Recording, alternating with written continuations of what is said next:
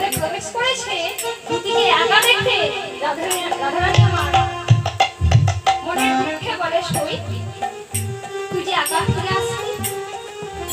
ও সই আমার বধূ কি আসেনি ও সই বল না আমার বধূ কি আসেনি ও মা কি বলে রাধে এই সারা বৃন্দাবন ঘুরে ঘুরে ঘুরে ঘুরে কোথাও তোমার বধূকে পেলাম না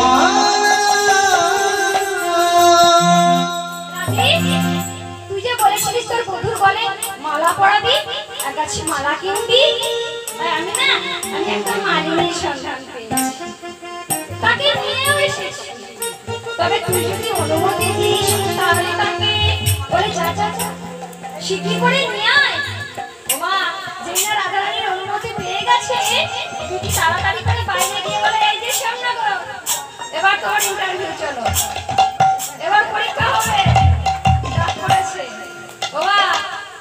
বলছে এবার চলো